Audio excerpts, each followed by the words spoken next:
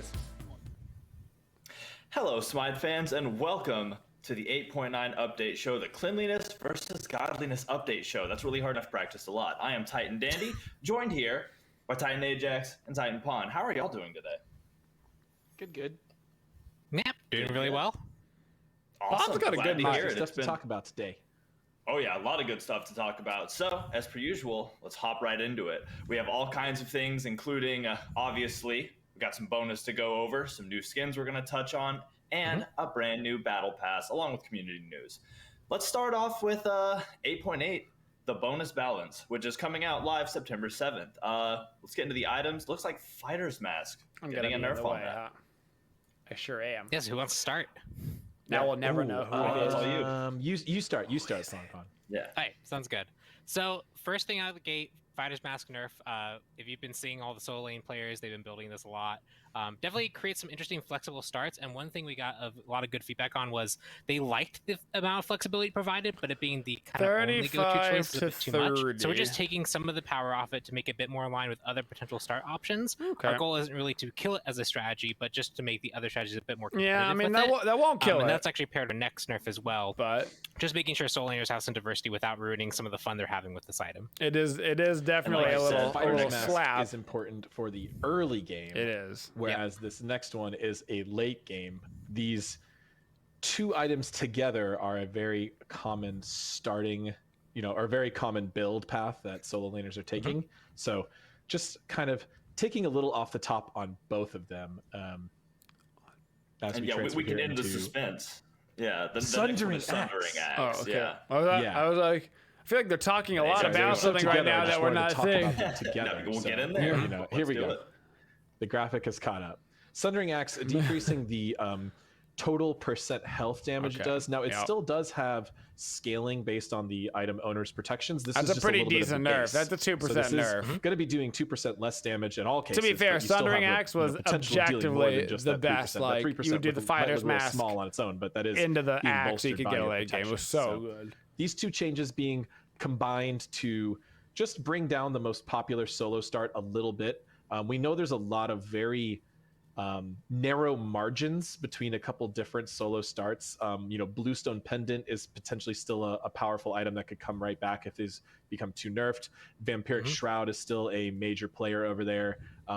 Definitely something we're going to keep an eye on for future patches, but this one just taking the top strategy down a little bit. See if anything new emerges. To be fair, I mean, that was the best solo lane strat, so that's fine, I guess. Oh yeah, that makes a lot of sense. To be fair, Always what's good up, to keep John things, Bon Pony? keep some Great variety day. in things. So next up, we have Soul Gem. We're getting a nerf on that. Pawn, what's that looking like? Yep, so we are decreasing the heal from the item's passive from 40% of your magical power to 30%.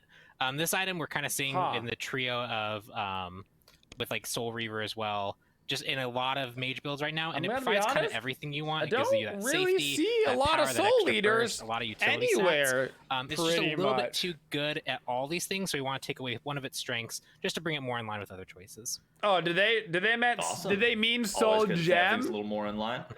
Next up, all right, I'm gonna say IKevil. Yeah, that's They getting a meant nerf as Soul well. Well, it's a Gem, made-up and item, they so it's a put made-up Soul name, so you can Eater. pronounce it Okay, however you want, that but- makes more sense because A Soul whole different Gem story is for bought another pretty much time. every The itchy game. Avel That is makes getting a way nerf. more Let's go over sense. Okay.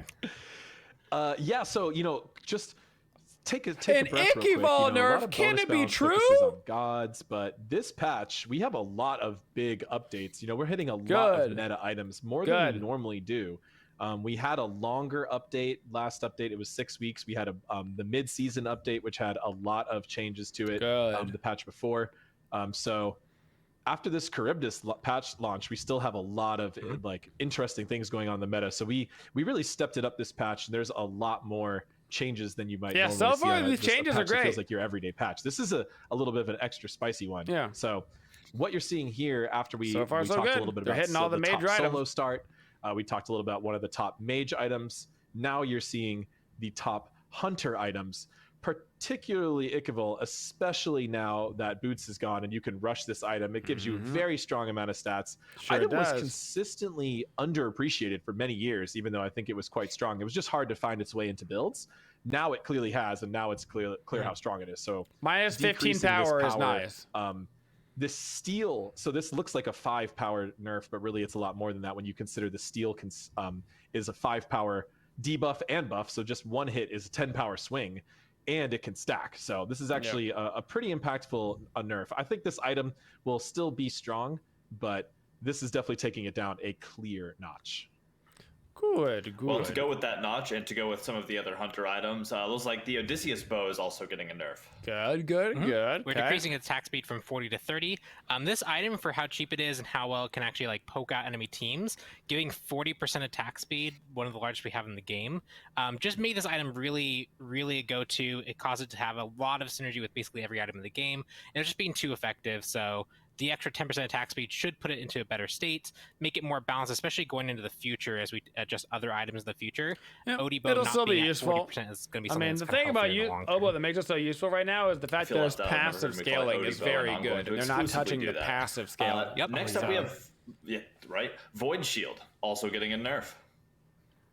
Yeah, so the next set, as we move into our themes, now we are looking That's to fair. address tanky junglers specifically. Some of these are warrior items. This is them trying to help some of these are also assassins get taken up back on, into the true jungle meta. assassin junglers, but we've been seeing a lot of warrior jungle and like very full tank build jungle. So there is going to be a lot of items in this bonus update.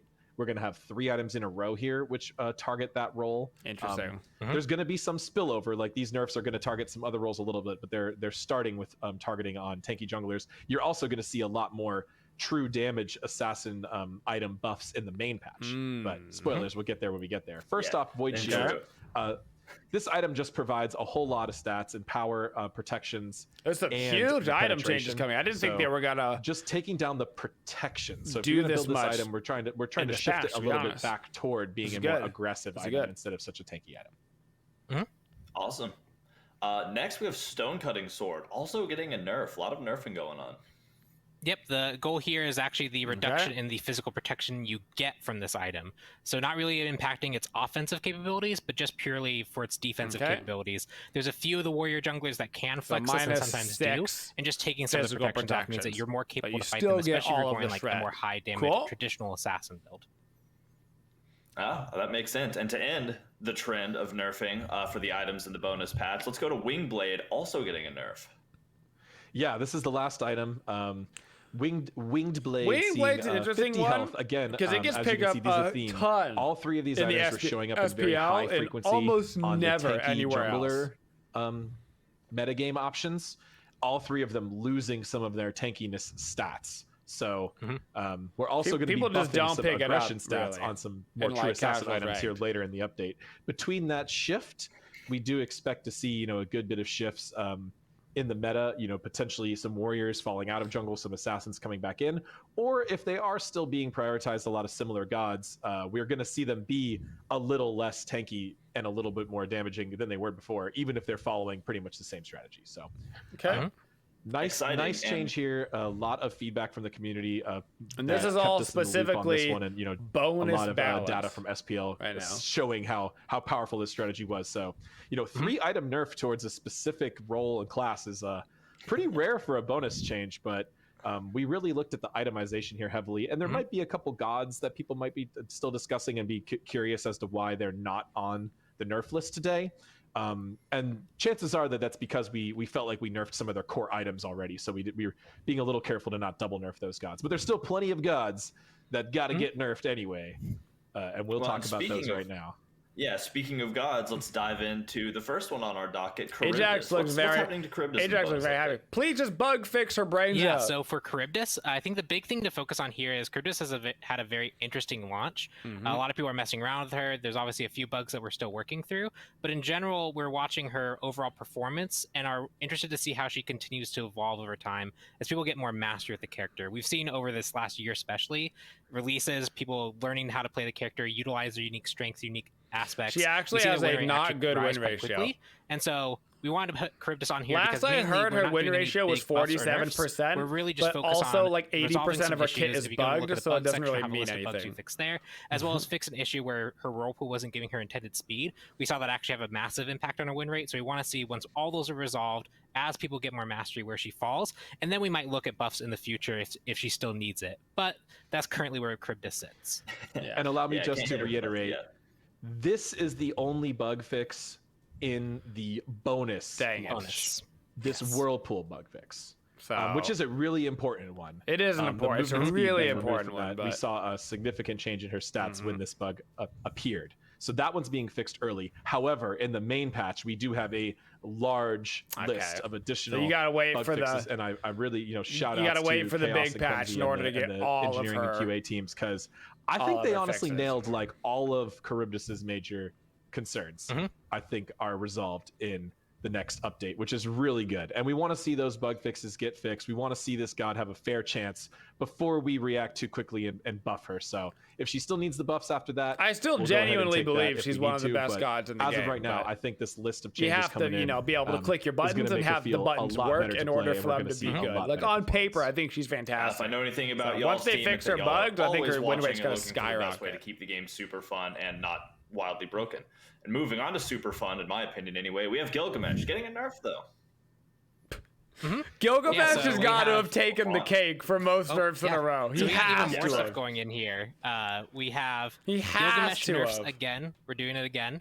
This time we're really focused on what he really brings as a strength, especially at competitive level, as well as just like the high impact moments he has when he's coming out of the jungle. So first thing is Winds of Shamash.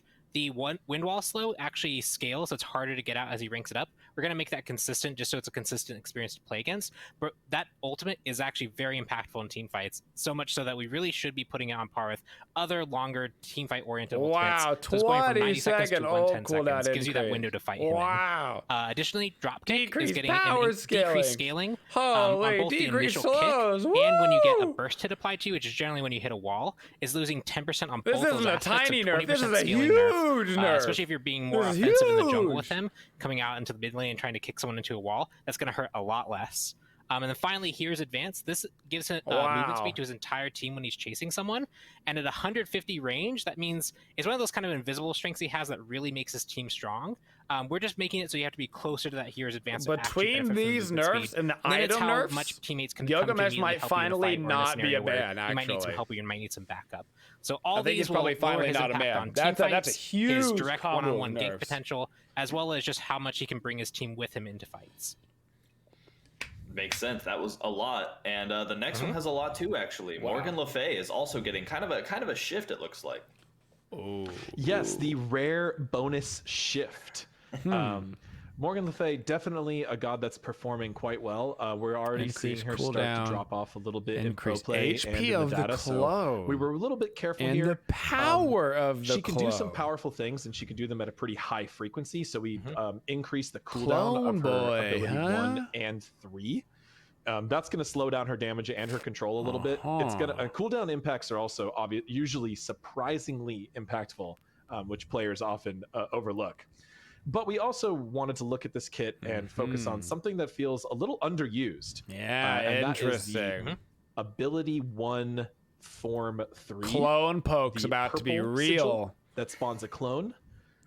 We wanted that one to become a little bit more attractive, so we are buffing that one to give it a little bit more of an outside use case. We know people are going to focus on the first two, but this one does have its specific role. You still and probably it won't can use it deal a the most ton in maximum a team damage. fight. You If you're not probably use the concerned about needing fear that still, slow, but this one really can do the particularly most in damage, and laning that's gonna be a phase little for bit the better. poke. And there's one more nerf that's going to be rolled over onto the next slide of this bottom bar below me here, and that is healing on her ultimate. So Good. she can sustain herself back That's up a quite significant a bit from just nerf. hitting those ultimate shots. So taking that down a little bit as well. 4% Overall, of the end, decreasing that's her big. kind of across a little bit of an all-around nerf as opposed to a more targeted, specific ability nerf.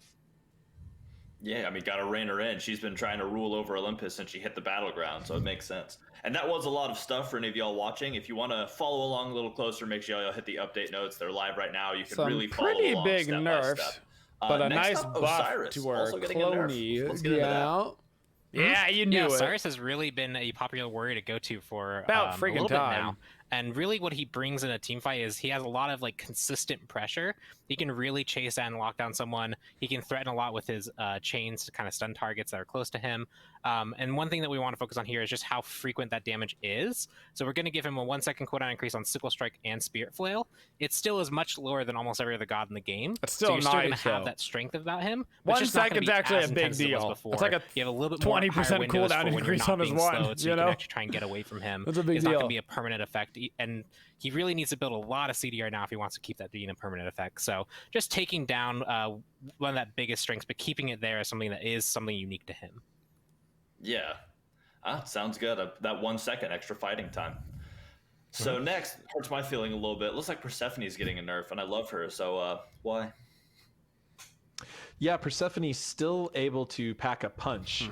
We are always tuning this harvest ability. These flowers have a very specific because they're so annoying set of feedback. It doesn't matter if they flip and heal the enemy. The enemy would still be annoyed. I'm trying to play the dodge Some game. People might use other words, but I think it's accurate. What we're always trying to do is make sure there's a good balance between feedback your opponent has and the power that the player has, and making sure that that feels balanced. So we are slowing down these flowers a little bit.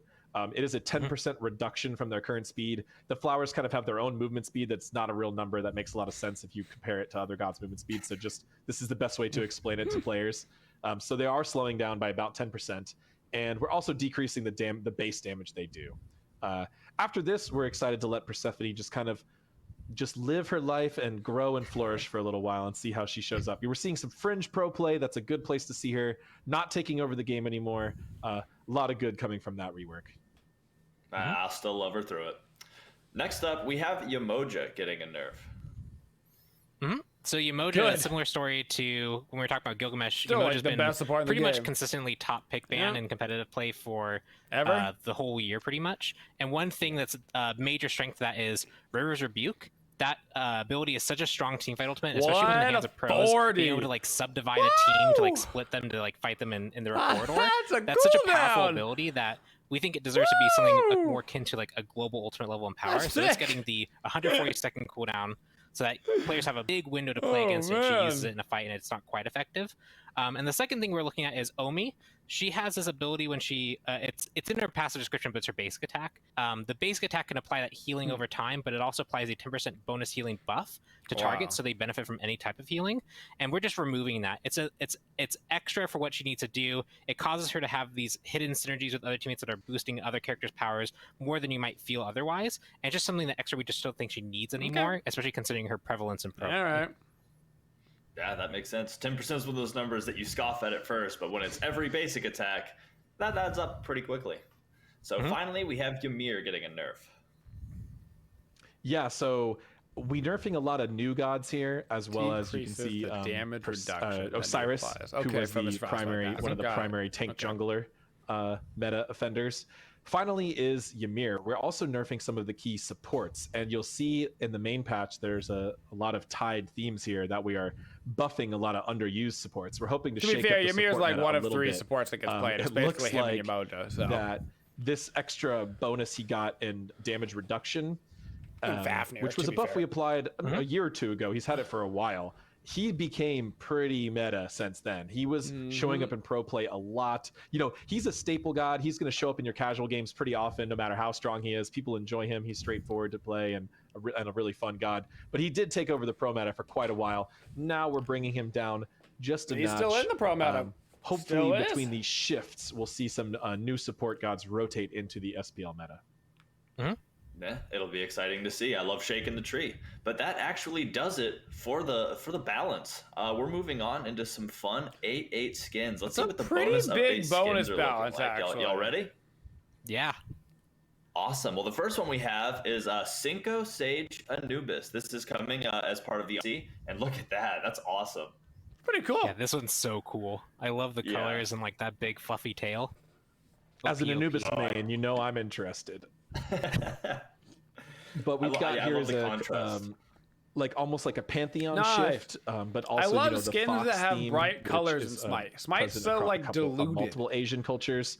Everything in Smite's so faded. I like when things have like more vibrant, really bright colors. It's a cool more colorful style for Anubis. A lot of his skins, you know, he's a death god, so he does get a lot of dark and deathy skins. But I really love how the team was able to pivot this into a very different overall presentation. Overall, this skin turned out really well. Look at that cool little spirit creature hanging out on his staff. So many amazing details. So many great things. Just absolutely gorgeous skin. I love kind of the fiery effect on the tail and in the hair too. Let's go ahead and listen to the voice line. So long as proper respect is shown, I can be a fierce ally. but those who desecrate my shrine will meet my vengeance. It's actually kind of a Don't cool desecrate the shrine. Got it. Yeah. Kind of good. Oh, that is super awesome. What an exciting skin. So the next one we have, also part of the Odyssey, is going to be Silver Bullet Tsukuyomi. So yeah, let's yes. take a look at, that's awesome. Yeah. Tsuku skins. And I'm down. Anticipating this one for a while. Got that kind of like a, I guess, I was going to say vampire, but werewolf hunter, I guess, if we're going Silver Bullet here. Yeah, I'm always really interested to see how... we had this, I think, on like Athena as well, maybe. We've explored this theme a few times. It's a relatively well-known like horror subgenre that you see across a variety of different shows and movies and video games. And Tsukuyomi's unique weapons always are my favorite, really cool to bring him to different fantasy worlds and then make these completely new weapons with a completely new theme. Really interesting looking. Yeah, and you can see like the wolf's head as kind of the, I guess, the hilt of his blades, and just it has that monster hunting aesthetic. It's very, very, very cool. What a great skin! I also love too with the jacket how it has the weapons are the golden. The weapons are the coolest part. Let's hear what he sounds like. Werewolves, witches, trolls. I'm ready for anything that stands before us. Wow, so it sounds like he's hunting everything, not just werewolves. So I guess also including specifically werewolves. You can see the visual tells all over the armor. Well, maybe that's what he's best at, but he's ready for everything else. He's a skilled hunter. He can take care of some other fantasy horror creatures. Of course. Next up, we have the Death's Door chest, and that's bringing Death's Door Janus. Ooh, oh my gosh! That. Okay, I like that's that. so spooky. Love it. Spooky. I don't know. I love these like the skeletal skins where you can kind of see through things. Looks super good. Yeah, absolutely love it. Wanted to take something for Janus and go a little bit more serious, a little bit more intimidating. Janus tends to have a lot of silly skins, goofy skins, which is great, and it fits the god really well. And some of them are, some of the best skins in the game. This god is such a great god for so many different artistic explorations. Turned out good. The team really set out to try something different with this one, and I think it turned out amazing. Look at how cool he looks. Is holding a skull. I wonder if he literally just yeets a skull at you. That'd be kind of creepy. Magical skeleton lord type of character. Yeah, I know he has like the mechanical movements, but like they work really well as like this like creepy, unsettling like. Can't wait to get Yanisloaded by this and poop my pants at the same time that I die. It's gonna be great. Floating skull he's holding, it just all looks so good. Thanks. Also like the bolts in the back of his head. So let's listen to what he sounds like. Fear is the tool to reach success. Let us see how scared our opponents are. He's a loud boy. Yikes. Spooky. Aptly scared. At least here, at least that much scared. So that's a lot of good scared. Super excited, or I guess scared for that. Sorry. So next up we have the Neon chest, and with that we're getting Neon Shifter Wukong. Shout out to the Wukong skins. Ooh, the colors. Yeah. So vibrant. I love that the like neon, the highlights. I love the animals. That's sick. Oh, that is I like so great. that. I just like the bright colors. Very different take for some Wukong. Oh yeah. I'm just kind of similar, like I said, with Anubis. He also tends to have a lot of brightly very colored in Smite to contrast how like cool kind of skins. But we went this one a little bit more colorful, a little bit less in the horror direction. Yeah, and I mean, I all love sorts of interesting colors in this one. I totally agree, and I love the way the staff. Those are fresh kicks. It all looks so good, and it's such a different theme. Let's hear what he sounds like. Let's light him up. Wow, they're really loud. Litten up. We should turn them down a little bit. A nice short voice line for that one. We should turn them down a little bit. Let's check him out in game. Let's kind of see what he looks like. Ooh, I love the colorful movements. The effects are gorgeous on this skin, for sure. Anytime you see these crazy, colorful neon skins, you know you're going to get some cool stuff. And the animals. Look at those neon trails that go with the animals. I love the light trails. Hold on, you got to do the bird. That's my favorite. That is so good. We're just cruising. Yeah, just watching the light trails follow the wings. Just like one of those is going to pop out of the jungle, and I'm just going to stop and be like, oh yeah, that's cool. Now you can bird away in style, which you know your opponents are like, oh, I can really just bird away right now. Like that's gonna happen. Well, that's super cool. Super love that. But yeah, that wraps up for the skins coming out with the bonus update. Again, that is dropping September 7th, so be ready for it because it's going to bring a lot of changes. It's going to shake the tree a little. That's good. So next up, we're going to community pretty news, big bonus balance, honestly. Pretty thick.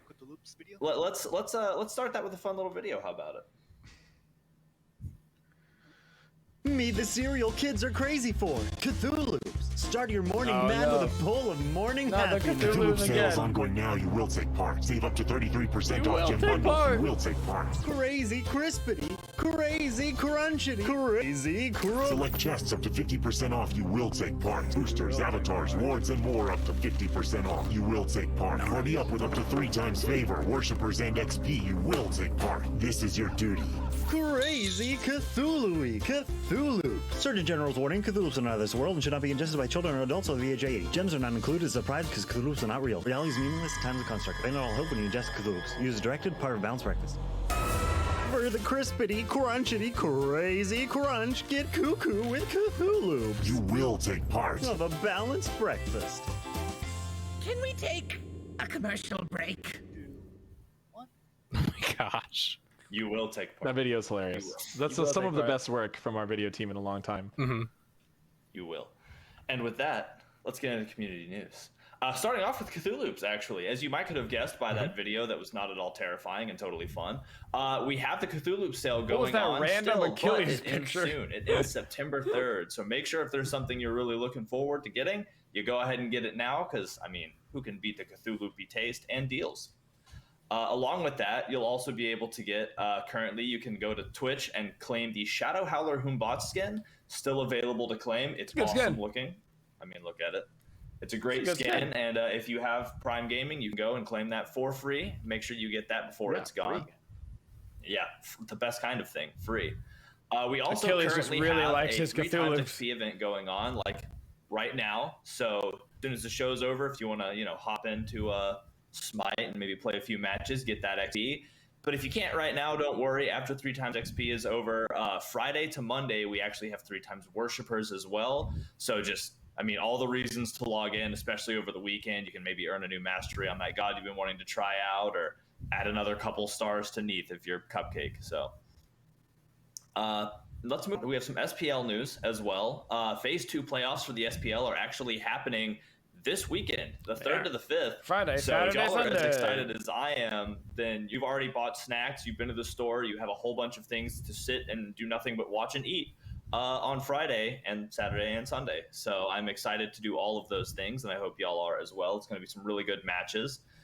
We also have some merch news. The limited edition mousepad is making its way back, and the Fans by Fans event is still going, but it's coming to an end soon. We have until September 9th to be able to submit things. You'll have a chance Not to for win. fans by fans. And, put but your where merch will out all there. the fans so go? make sure to get those submissions There'll be a in whole group as of soon as you only can. fans. Where will today, they tomorrow, go? when the show's over, get them If in. 'Cause only there we was a wanna place see for that them. stuff, and we're excited for y'all to be able to If share only. your art and your merch ideas with us. I'm also going to drop a call out to the Stranger Things Battle Pass, which is still going, but not for a lot longer. Where we fought back the evil, but it's not quite gone yet. So make sure that you They've hop got a lot of into breathing the Upside Down and Arena, mic finish action grinding out going that on. Battle Pass before it's gone. Because Somebody's got a nice the skins breath. in that, all of the things you can earn are totally amazing, and the Upside Down Arena is a joy. So make sure, a horrifying joy. Make sure you hop in anyway, and make sure you get all those prizes. And finally, the Bacchanalia calendar event is still going on. We talked about this in the last update show, and it's made a return, but it's almost away as well.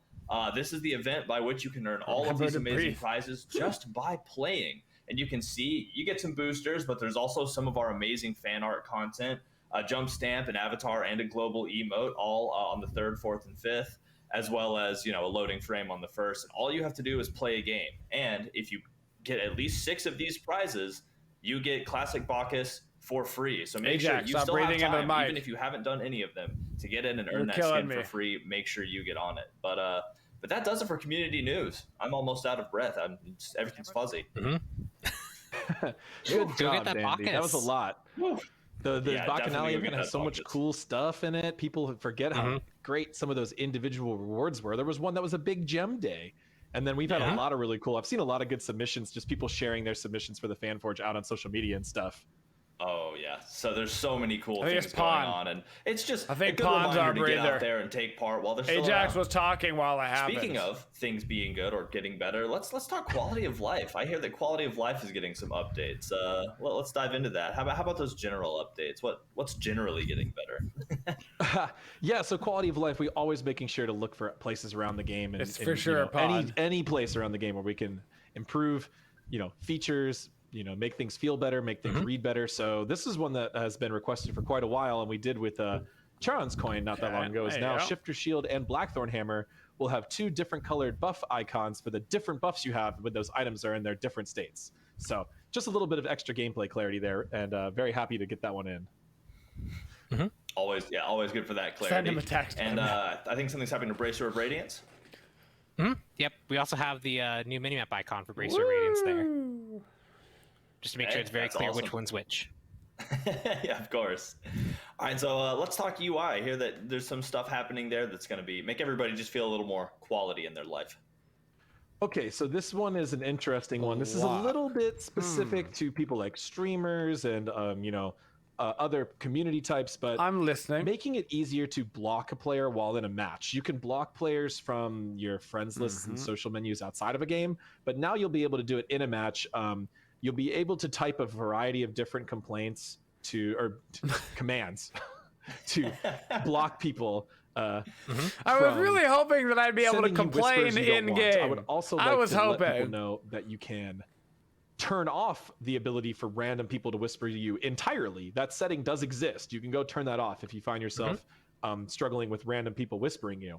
But if someone's whispering you and you're not interested in hearing what they're having to say, you can just type /block or /B to block the most recent player. So we want to make it really quick and easy while you're in a match. We know you're fighting, you're smiting, you don't have time to type all that. So you can just type /B, it'll immediately block the person who most recently whispered you. Or you can type /block player name to do that. That's good, I guess. A very specific thing for our content creators and streamers and stuff like that, but should be another way just to be able to protect I usually just go boxes. D&D now. That's great. That's anyway, super good. Although, most of the whisperings I hear in my ear are about Cthulhu these days, so it's just easier that way.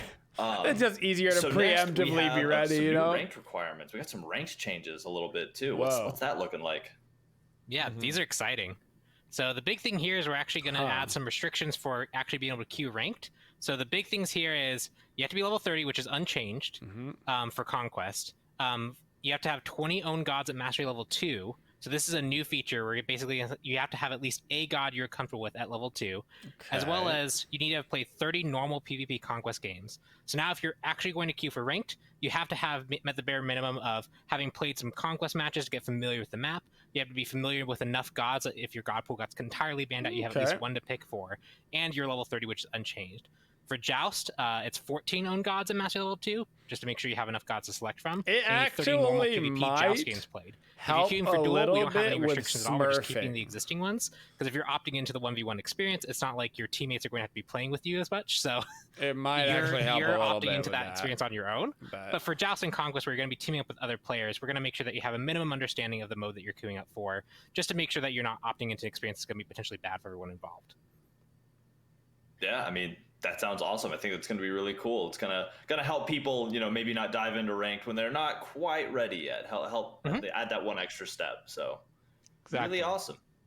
Really awesome. Okay. We also have some map changes coming up, it looks like. Let's start with Arena. What's happening with the Arena map? So we did a really exciting event here where we had a player feedback survey, and as part of that survey, players got to choose which Arena art set you want to go back to. The Stranger Things Arena, we can't have that persisting when the Stranger Things event doesn't exist anymore, so we need to move back to the Cthulhu Arena or the Greco-Roman Arena, and the winner is the Greco-Roman Arena, and that was a pretty steep winner, I believe, something like 65 to 35% votes in favor of it. It is the map that we haven't seen in a while, so I guess that's probably why it was voted. People haven't seen it in a while, because I feel like people really liked the Cthulhu Arena, but that one was also the most recent one. So I don't know, it was an interesting thing to do. We never really quite had players decide an art set in a map like that before. So I don't really play Arena, surely so left that up to the player vote, and they chose Roman Arena, and that's the one we're going to be going with. Congrats, Roman Arena so it is. Can Whatever look that forward to means. seeing the Roman Arena come back with the next update. Introducing new arena, which is kind of old arena.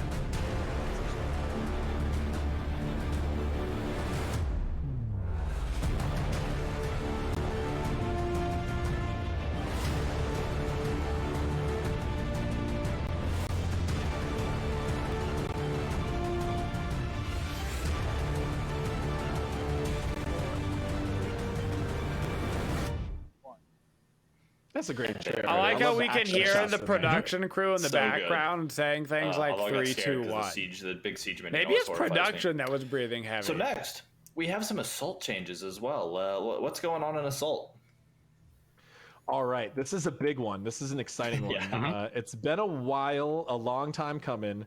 You know, there's a lot of debate in the assault community, like, what is the right amount of randomness, right? You know, some people are like, no, assault really shouldn't be that random. You should always get a balanced team, and you know, some people are like, no, just let random be random. And there's a lot of different ideas in between.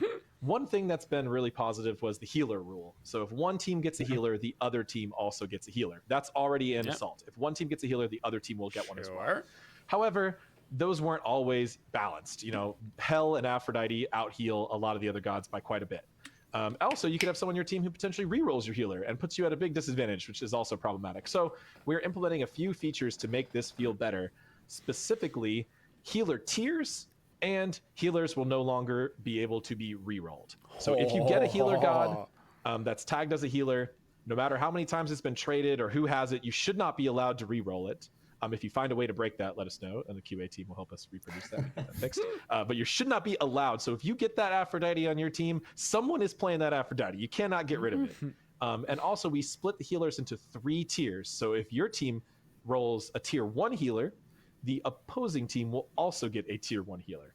This does slightly increase the chances of mirror matches, so like Hel versus Hel, but you know, depending on the tier you roll into, you'll get a variety of different healers, but they will be much more specifically even in the amount they can heal their team. The healer tiers were determined via a combination of running the data, just how much do a team, those healers heal their teams, like what is the number, and then we also ran that list by the Olympians and the design team and stuff, and had a bit of a discussion on it to make sure we liked the places the different healers were at. So you can take a look at the patch notes to see that full list of what tiers what healers are in. And you know, the most random mode in Smite just got a little less random, but I think that's okay.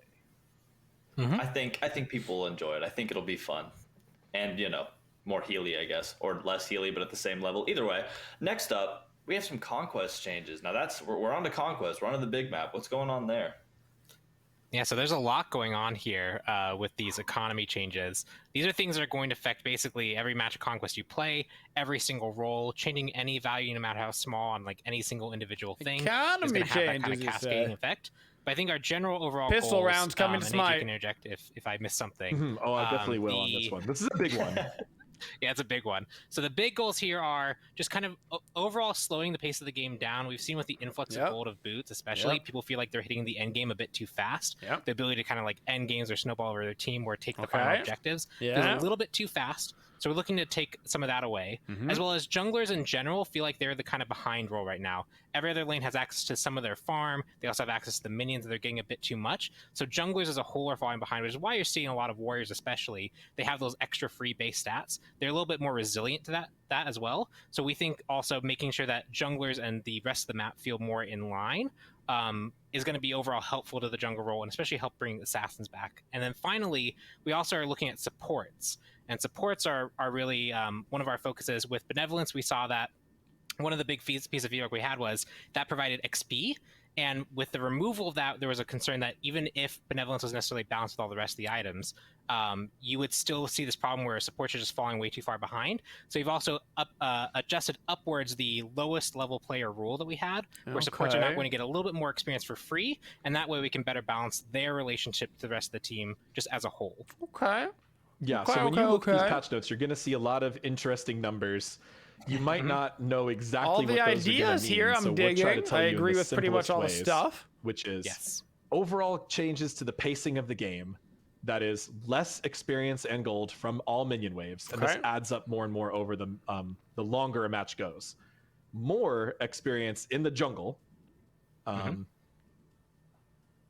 Changing the support rules so the lowest level player is getting a little bit of a buff. You know, that can help your support, or it can help whichever one of your players is just falling behind the most. And some additional quality of life and, you know, targeted buffs, which are actually the speed buff. We're actually making the speed buff move a little faster. When you are, if you're a jungler and you're holding the speed buff, you will now move 8% movement speed base instead of 5%. So actually just buffing junglers directly through that. When we buff and we're speed also buff, changing the initial spawn times of the first few things that everyone kills at the beginning of the game to give you a little bit more time to get to lane. The buff camps and back harpy camps are going to spawn a little earlier. This actually could potentially even create some more unique starts. Interesting. We do expect a lot of people That's to a huge follow the change. same starts they're doing right now, but they'll have a little bit more time to get to wave, but not quite enough time to go do a whole lot of other things. It's a 5-second change. And the last thing is actually the green buff, or the support buff, the new one. We're actually delaying that start. So everything else is getting done early, but some people are getting confused. Like, do I start green? Do I start red? What do I do? We're actually delaying the spawn of the green so that people don't try to start. That's so smart. Making it pretty much impossible to kill before minions. Stop starting at the green buff before that spawn. So don't kill green. Very smart. That's red, actually purple, yellow, very, blue, very as intelligent. should do. And like help designate players like this isn't the buff to start at. And also, you're just going to feel a lot of subtle pacing changes across the whole game.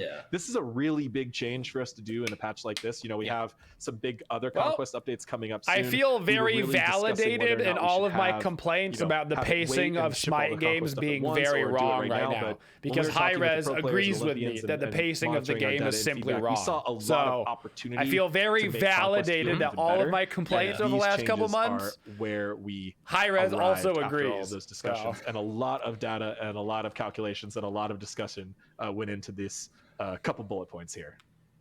Yeah, I mean that sounds. There's a whole laundry list of things that changed. And again, for any of y'all following along, if you want to be able to read over that at your own pace, make sure to check out those update notes. Honestly, reading over all that stuff. So I'm really excited for these kind of changes. These are the kind of changes that on paper almost mean nothing. So you know, it's just as soon as you start play, you have to play it out. You got to get in game. You know, let's get into there's just too many numbers. We have relics right up to bat. You got to feel the change. Seems to be the first one in line, and it's getting a buff. How's that looking?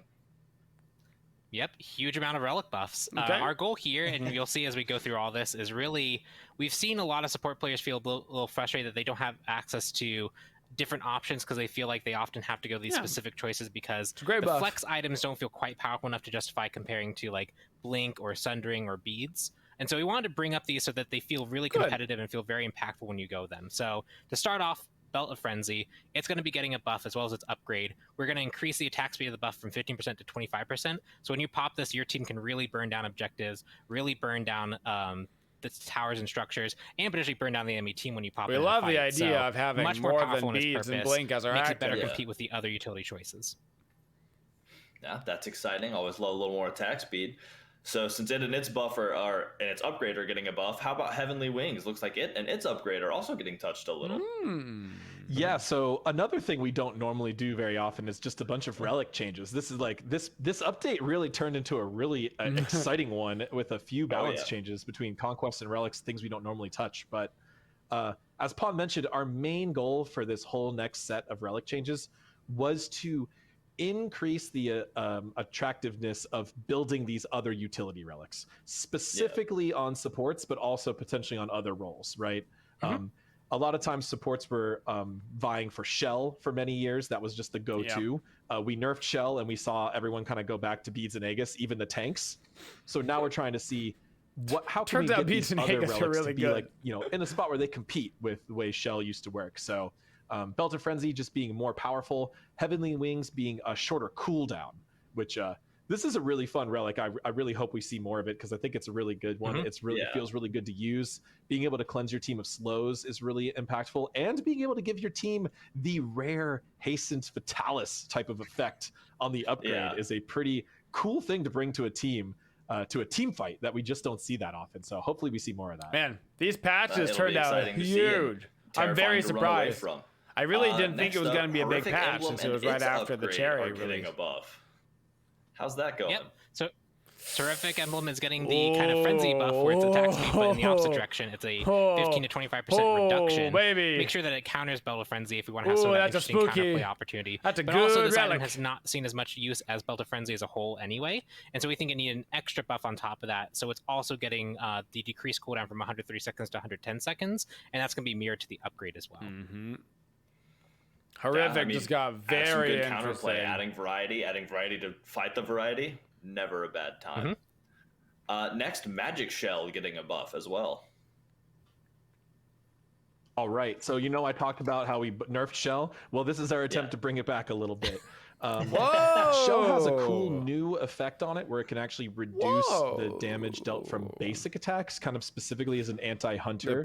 Or if the team is running, like a mage ADC hunter, soul mid, and a hunter, this could be really good. So we're actually bringing this effect. It used to be only on the upgrade at 50%, but now we're applying it at a 20% amount to the regular relic and still leaving the 50% upgrade. So just making that regular shell a little bit more powerful, especially against hunters or potentially those basic attack assassins of grabbing like, shell at the Mercury start of or the game for the duo lane pretty nice. Very nice. And then looks like finally, to end the relic section, we have Meditation Cloak and its upgrade also both getting a buff. And Pon, what's happening with that? Good cooldowns again. Yep, so Meditation got the rework in mid-season, and we saw a lot of speculation that it could be very strong. We saw people kind of mess around with it, and we did a preemptive nerf on it. We're just kind of reverting that because we didn't really end up seeing it see that much play. So the first buff is we're just going to decrease the cooldown from 160 seconds to 140 seconds. That'll make it more usable. You'll have more often where you can heal up your team. But also, the upgrade, we're going to take that increased cooldown per tick from 0.5 seconds to 1 second. So especially if you're on a team with some lower cooldown ability that users, could be a big you can deal. Engage, have your support pop Meditation Cloak, because that cooldown tick is very strong. Giving it that extra utility that is unique to it, making sure that feels strong. Yeah, that sounds super awesome, and I'm excited to dive into combat and throw those out. So that actually wraps up the relics, but now we're on to starter items, and Benevolence is right up front, kind of getting a rework, it looks like, and there's a lot here. So, Ajax, what's happening? Well, we had this interesting development where in the middle of a patch, without any buffs, everyone simultaneously realized that Benevolence was a really, really strong item. Which I thought was a quite interesting event. The SPL got real into it. Avi and the team started calling it the Benevolence League and started changing a bunch of their graphics. There was some top tier memeing. I don't know who to exactly credit with this from the get-go. I believe we saw Panda Cat building it on a hunter, on a non-support, maybe first. But then we eventually saw entire teams building it, all 5 gods. So we did have to quickly nerf that item really heavily and kind of take it out of the game functionally for a little while we went back to the drawing board. And really the main thing that we concluded is the XP gain, as Pon alluded to earlier. So this will no longer be able to give you any bonus experience. None of the support starters will. They all focus on gold and regen and other types of... Well, they all focus on gold. First of all, we kind of designed it so that, and there's a war flag buff coming soon that is along these lines. Very weird. Really what we're focusing to do is make sure all 3 support relics, we want to be able to give the support a similar amount of gold if they're doing the gameplay that the item suggests. Super weird. But then we also want them to have a different experience and a different effect. Not near somebody you gain a different play style that when all you're 3 back encourage. next to them, you restore both of your health. Pon was the lead designer here on the Benevolence rework, so I'll let him talk a little bit more about how this new one works. But that was the reasoning behind the rework, and that's the history, and that's why we are here today in front of you on our cameras. It's basically Baba Yaga's house. It makes sense. But in Benevolence. Nitty gritty, what is it? That's a great way to think about it. Yeah, so the original Benevolence was really designed to be rewarding for supports that roam. It's often a thing that supports have to do. It'd be kind of hard to find that time when you want to roam. And so it was kind of meant to reward you for roaming by being able to give you this passive experience, even if you're not necessarily near someone. And we wanted to kind of keep that idea going, but make it in a much more reserved way, a much healthier way than the previous Benevolence did. So now, basically, you will accumulate stacks of Benevolence, and then when you walk near an ally who's hurt, you'll give them Benevolence, causing your health to go up, their health to go up, and for you to get gold, because when you're benevolent, everyone wins. And the way you get stacks of benevolence is you can either get assists, so the very traditional way of supporting, if you're in lane, if your hunter kills a target, you're able to get some stacks of benevolence, but also every second you're not near someone, you will get a stack. So it's that a little way, when slower you're roaming, though to earn stacks that way, right? Correct. So if you're roaming to a lane to go help out someone, you might take 10, 15 seconds to get there. You'll get 10, 15 stacks to immediately spend to try and heal up your ally as you get there. Or you can take the stacks you got from your hunter, who might be fully healthy, and bring them over to mid lane to burst heal them up. So the encouraging important that part style is of that for roaming, each assist going you to the gain lanes 4 that need help, stacks. and, That's and the feeling most good important about like part. your support walk into your lane. Because it actually makes it viable in the lane. So that's really the goal. I think we've mapped out optimally. You can get somewhere around 100 GP5 if you're perfect on literally everything.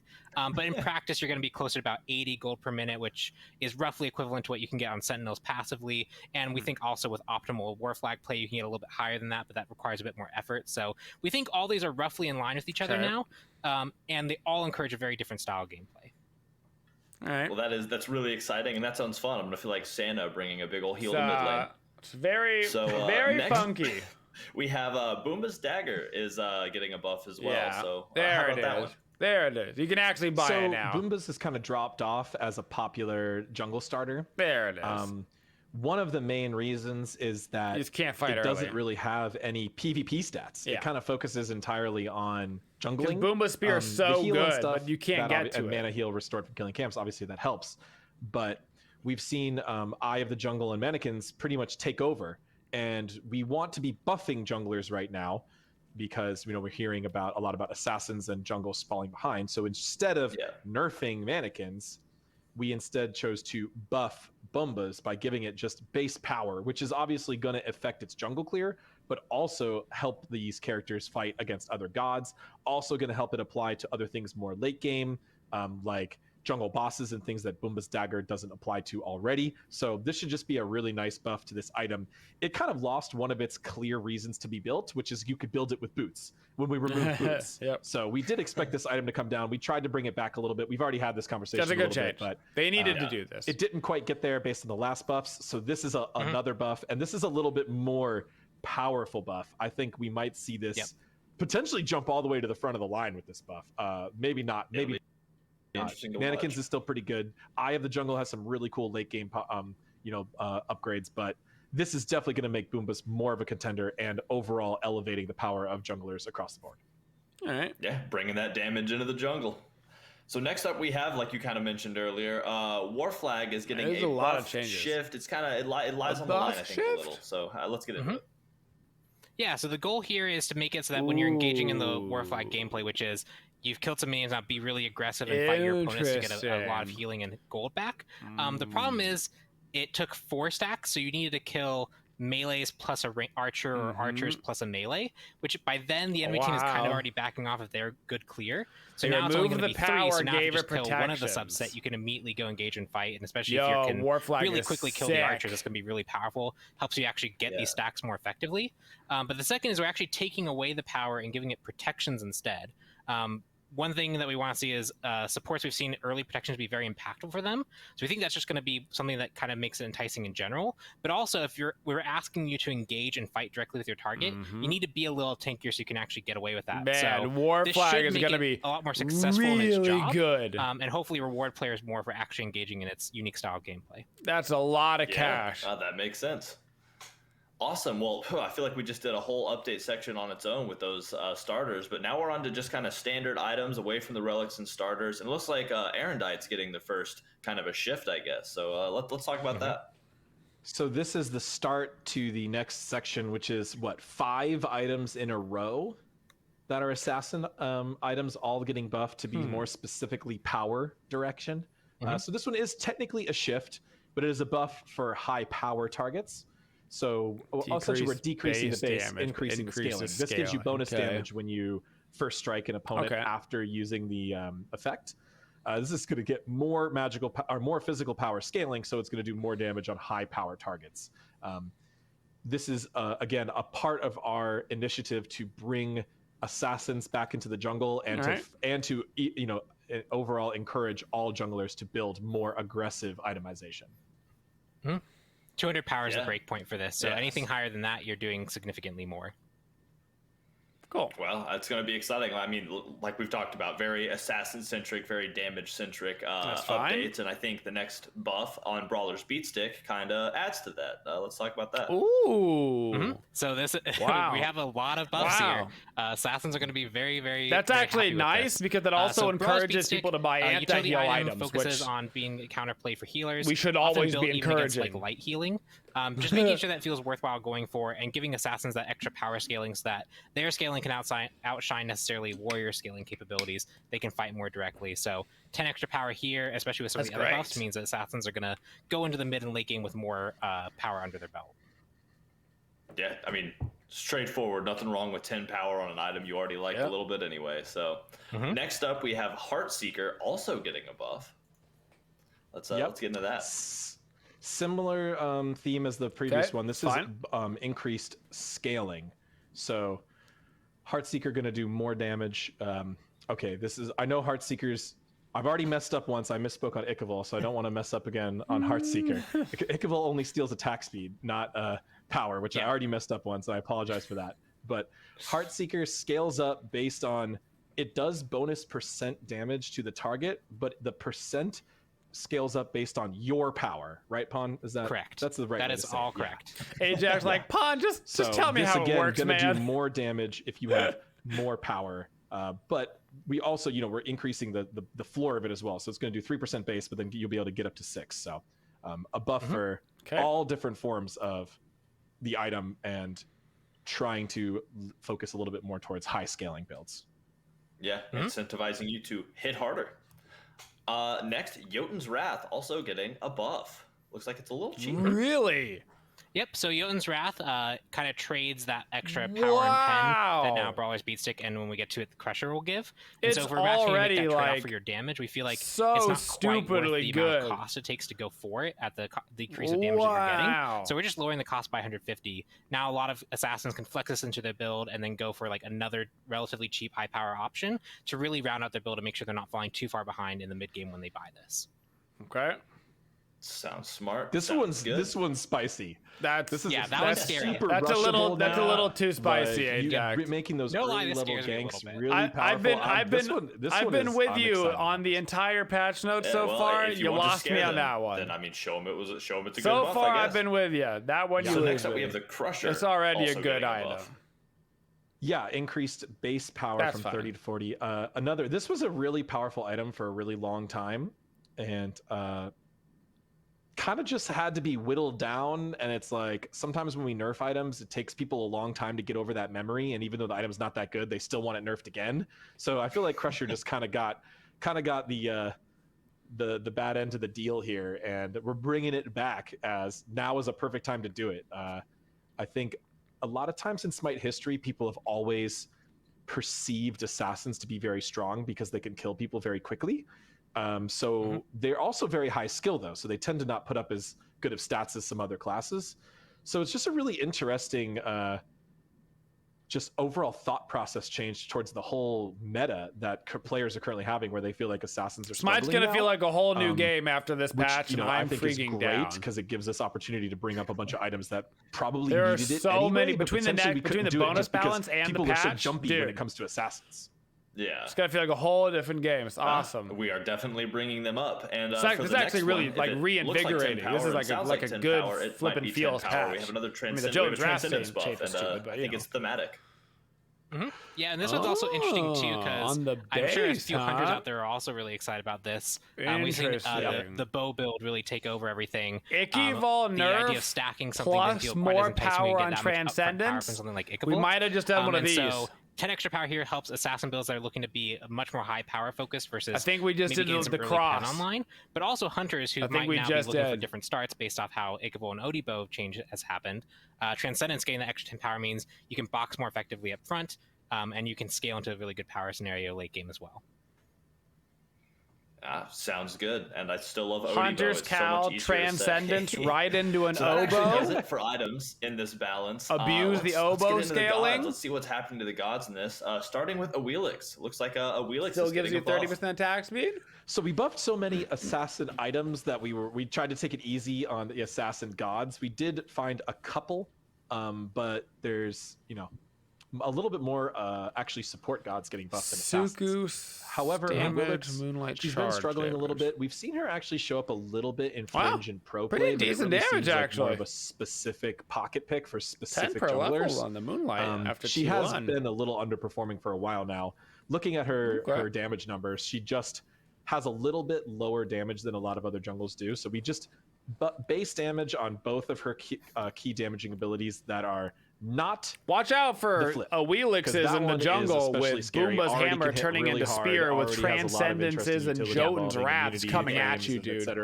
So, you flipping watch yourself. But Summon Suku and Moonlit Charge projectile and her dash, both going to reward her a little bit more for hitting that and playing aggressively and being able to get that Wheelix combo to be a thing again, as opposed to people just kind of like getting away from it all the time. Yeah, it pays to be an assassin, just helping her feel more confident and get in there. It sure do pay to be an assassin in the next patch. Next we have Bacchus getting a buff. Looks like his belly flop's having some fun. Nice. Yeah, Bacchus is getting some extra 2 buffs. seconds. A lot of changes we made to him recently over like the last few seasons have been focused on making Chug a bit more reliable, rounding out his early game, making sure he can play effectively in the early game.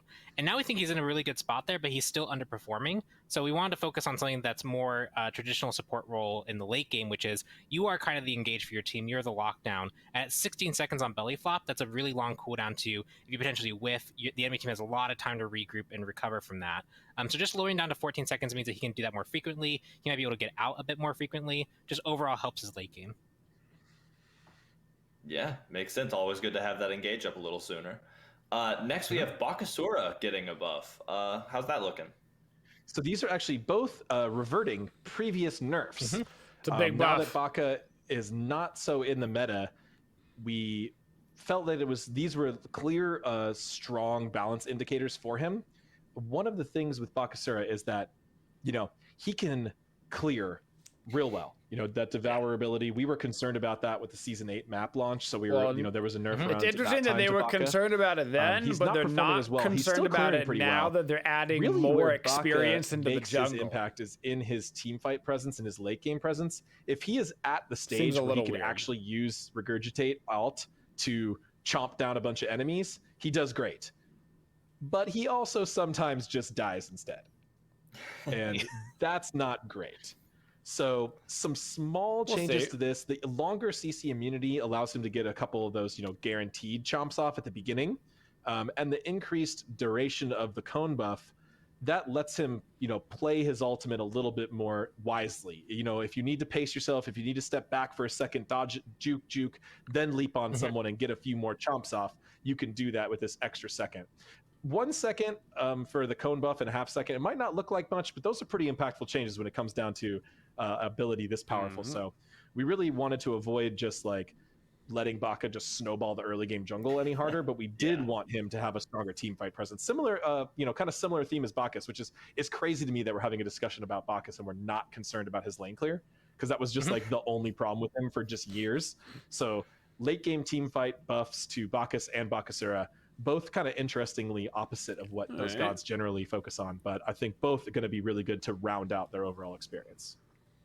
Yeah, and the B named gods are definitely they're getting a win today, and that's good. Moving into the C's, Shock is also getting a buff, which I love because I love Shock. Make it meta, Pod. Make it. Do it. We're doing it. Do it. So why can't Shock be good? So his early game is really good. Like his laning phase is good. He has a lot of extra sustain. The ultimate is really good against a lot of the characters in the soul lane. But once he actually gets to the team fight phase, other warriors often bring either more pressure or more CC. He's in that kind of middle ground where he doesn't do either particularly well. And something that felt like appropriate for Chalk was he wants to get in the middle of things, mix it up, use his rain to like slow people down. And so making it so that part of his kit is a lot better. So The extra attack speed means that he can actually basic attack a bit more effectively once he gets to the late game. But also Torrent, getting that decreased cooldown from 13 seconds to 9 seconds, that gives him some extra protections for targets that he hits. It's consistent damage output that he's going to be bringing to a fight that he didn't have before. And it also means potentially every axe he can use, if he's going to burn 2 abilities for it, he could just immediately teleport away. So a lot of flexibility on his engage potential, a lot of flexibility when he's dealing damage, and just overall bringing up his late game so that he can be more relevant. That's a beefy chalk buff. Well, I will be looking forward to making it rain in the future a little bit more. That's a big buff. Next up, we have Iset also getting a buff. So what's happening with Iset? Hey. Yeah, we wanted to be careful with this one. We've heard some rumblings. She might be just like on the edge of meta. You know, Cyno's back. You have a few other specialists who play this goddess. We not that long ago, we visited a period in Smite where this was just the best mage in the game. We nerfed her heavily. We've been slowly undoing those nerfs to find. Honestly, we might be she's almost to the point where we brought her back to her rework position, which means that we nailed it the first time, but players reacting to the rework and making us over nerf a little bit, potentially all reasonable. It's all part of the journey. It's all part of the journey. Yes, of course. New map, lot of new items, lots of other reasons to bring her back now. Again, similar story as Bacchus and Bakasura. Her early game, her lane clear, really strong, trying to avoid overbuffing that, instead looking to her team fight. Her ultimate is a really unique ultimate. It's really good for jungle boss securing, and it can be really good for team fights when you play in it. The little bit additional damage mitigation, that adds up. 5% mitigation is a lot, especially when it's spread across your whole team. So fighting inside that circle of protection, which really feels like a super unique ability to Iset. My perfect spot for Iset is for her to be just to make that feel better. Viable, but just below meta, so that way I can play her and nobody else does. That's like my preferable spot for her. So next we have Ganesha getting a buff, which I love because I love him. So what's going on with that? My elephant friend. So we've seen actually Ganesh kind of fall off and not be that utilized. He has some interesting team fight capabilities, but he doesn't really have that like same level of strength that we're seeing with the other supports that are being picked right now. And one thing that we noticed was Turn of Fate, for a relatively standard line clear ability with some extra utility. The cooldown being locked at 16 seconds was really, really high. Lot of cooldown. If you ever come back to lane and try and kill the green buff on your own, you're going to realize like, oh, I'm a lot slower at actually like fighting someone than most other characters, unless I want to burn like my ultimate, which I don't think you're doing on a green buff. So this extra reduced cooldown not only helps him pressure targets more effectively, help with his late wave clear at the level 1 as well, but also means that he is bringing that unique strength where he's boosting his ally strength for targets hit more often. So just giving him that little extra bit that he needs to help him. It's a big buff. Yeah, sounds awesome. And yeah, I totally agree. It'll be nice to be able to just throw that in lane a little more freely later on. So next up we have Jeb also getting a buff. Looks like Cataclysm might be a little nicer. Is it Geb or Jeb? Geb is what I usually go with. I said Jeb. Is it and Jif I panicked, or Gif? So. I'm all about We don't need I refuse to call it a GIF, even though I've been told that that's correct. It's a GIF, and Geb is a I'm Geb. a GIF guy. It's a jab. Cataclysm ultimate. His name is Jab now. This is a really interesting ultimate. People read it and they think about what Geb could do in a team fight, and then they use it and they go, oh, did it even do any damage? What happened? Like, doing that percent current damage is a really tricky thing. A lot of times people using it at the end of a fight and just really missing out on an ultimate ability and just instead getting a ability now deals base damage. Reworking this almost a little bit to have just flat magical damage on the hit. This means it's going to hit significantly harder on low health targets. Well, we are shifting that by nerfing the total percent health damage it can do. Also, I did leave a word off the patch notes. Now I apologize. It's not going to have any magical scaling. In addition, so it is just to base damage plus percent current health damage. It will. So there is no incentive to build mage Geb. 720. Although we've seen some solo Geb. It's fun to watch. Please go ahead and do it. Now it doesn't bother me. 15% Geb is a fantastic god to have on the team. He's got a lot of good peel. You're telling me Geb ult's gonna do 720 damage plus 15% current health damage to a large area of gods around them. Geb was doing significantly less. So even in the best case scenario, right. Even max health targets, and then also just hitting a bunch of max health targets is not always as valuable as being able to kill secure or wait a little bit more in the fight. This also makes Geb a little bit more unpredictable. He can wait until the fight. He doesn't have to just blink in and ult when everyone's full health every time, which is, that's a fun play to make. But after that, after you've done it too many times, it becomes really predictable. What really easy to play around. wild decision! So this should make Geb a lot more flexible. Thanks for adding that in, but as a support main myself, I am very excited for this one. I think it's going to be really wild. I agree. I think those are all very good changes, and I'm excited to see that's a good god. Holy, Geb just became strong. Some stance attunement changes. How to make a meta god in one easy step. That has a lot of things going on with it. So first thing to talk about is probably Hell's prevalence in the SPL. We're seeing her pick more often, being contested more often. So she's definitely a character that is currently doing pretty well. And we found an issue where her stance attunement was actually causing her healing increase to not affect allies, which is a pretty substantial bug that was happening there. So we fixed the bug, but just fixing it means Hell gets quite a huge buff in a situation where she's already pretty good right now. So now that we've fixed the bug, we are also going to be taking down the healing attunement that she gets for being in that light stance from 20% to 10% to kind of offset this bug fix, as well as make sure that she's not too strong in what she's doing, especially considering that she is currently a pick that people are going for and trying to go for. Yeah, you don't want to be buffing Hell self-healing, right now. more ally healing, which is really what we expected. Most players thought she was doing all along, but for some amount of time she was not. Well, yeah, it sounds like it's nice and balanced out now. It'll be exciting to see that in the game. Next, we have Hao Yi also getting a buff. How's that? What's going on with Hao Yi? All right, Hao Yi. One of the most storied hunters in Smite history. They always say For a long Hao time, Yi, he was just considered but never the why go-to Yi. SPL hunter. You weren't a pro hunter if you didn't know how to play Hao Yi. He's dropped off a little bit. One of the nerfs we did was to change his jungle clear rules. We nerfed his ricochet a little bit so he couldn't just insta-clear camps. Right. I think that was really important to his balance, because gods that can get such an advantage in their clear and get to lane so much earlier than other gods can cause a lot of problems. This put him on a fair level with the rest of the hunters. Then we had to just kind of wait and see how the metas affected him, see how the different things, different maps. Wow. But you know what? We've had some different maps come and go. We've had some different metas come and go. We've had crit meta. We've had non-crit meta, bow meta. And Hao Yi has only shown up a little tiny bit and really been struggling. So we started looking for an interesting way to buff him. Okay. Knowing his evasion can be really good, his ultimate, his ricochet. We focused on instead Mark of the Golden Crow, which is a really unique ability to Hao Yi. It's kind of his whole kit works around that. Yeah. And really just making this deal more damage and be up more often. This is going to make Hao Yi be able to do Hao Yi things even more often. That's and encourage again more flexible plays, using his different abilities and the combos in different ways. Instead of just looking to something like if we just buff Ricochet. Really, the only thing that I firmly disagree with so far is the jump really draft change. to see Otherwise, Hao Yi come everything back I'm like with either this change. pro And or I think like, this is yeah, a let's really, see what happens. A really exciting way to buff him, kind of in a new way that he's never been adjusted. Yeah. Even his long balance history, we never really affected Mark of the Golden Crow like this before. So it's really exciting. Yeah, that is exciting. Always cool to see new change. Next, we have Horus also getting a buff. Looks like Updraft and maybe Protector Surge might be getting Except for the Jeb buff.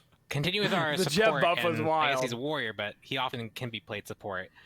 Buffs, Updraft and Protector Surge. We're increasing the base damage and healing of both these abilities so that in the early stages of the game and for Updraft as it continues on, you're going to be able to poke more effectively, help your lane clear more effectively. But also Protector Surge is going to be getting that healing increase at the early ranks so that when you have this at just rank 1 because you're focusing more on pressure, you can heal up your teammates a bit more effectively. Overall, for a character that has such a unique late game utility and being able to drop ship your whole team to the key objective, we wanted to make sure that rather than buffing that, because we've done that kind of approach in the past, we wanted to focus just more on his core strengths. So Updraft getting a base damage buff and on the Gust attack, specifically the ranged follow-up attack, and Protector Surge getting that early game healing increase. Just should help round out his gameplay. Yeah, it'll definitely help him kind of work into that supporting the team role. Next we have Ulir buff. Something about Sylvanas passive. You guys catch that? A little similar as Hao Yi. I did this whole spiel on Hao Yi about being pro and being rising and falling, and Ulir has a lot of that same feel. And bringing back some of these assassin items that can sometimes flex to hunters. It will help him a power little bit. scaling on But we bladed saw arrow. like a Increases solid bluestone attack transcendence speed. meta, and Uller was still just like a pocket Increases pick for like physical Zapman life only, steal from and the we axe. really didn't see Ooh. him much, and we didn't see These him are in the nice casual buffs. player metrics either. So instead, looking to bring him back more specifically in this update. Buffing bladed arrow, physical power scaling a little bit. I believe that's Transcendence another got revert of a previous Heck, nerf. Jones That's just as Wrath important is line cheap clear. right That helps now. him a I lot. don't That's a little know. bit more, Yeah. that's standard. That's okay, AJ. We've seen that before. However, now we got wheeled axes and wheeled bow with a little bit more of a spicy buff where we're increasing the stats you get from this by quite a bit. Specifically rank 1, going from 5.5 to 10.10. Pretty big deal. Yeah. And, that's going to scale up all the way to that additional 5% at the end. It still might cause players to skip a point in this ability, depending on how optimized it gets and depending on what type of build he goes. But 30 additional stats for free is nothing to ignore. That's still pretty meaningful. Yeah. So hopefully this brings Uller back a little bit more, or at least those people who are out there who Yeah, feel like Uller mid they looking a practiced little all this time spicy on right Uller now, and a it's little worth spicy. nothing. Well, it's worth something again. Yep. Bringing it back. Whew. So the last god we have to talk about, we're actually going to go in game 4 because it's getting a little bit something extra, and that's Sylvanas, actually. Sylvanas is having some big changes. How about that? Yeah. Completely new passive. Uh-huh. Yeah. So, yeah, let's show it off. Okay, let's demo it first. Yep. So we're just gonna damage these Odins a little bit. Okay. Oh, that's weird. Those are things on the ground that I can pick up. Huh. What? Let's walk over, chomp them up, and if I actually turn off energy and cooldown, so let's burn through some mana real quick just so you guys can see it.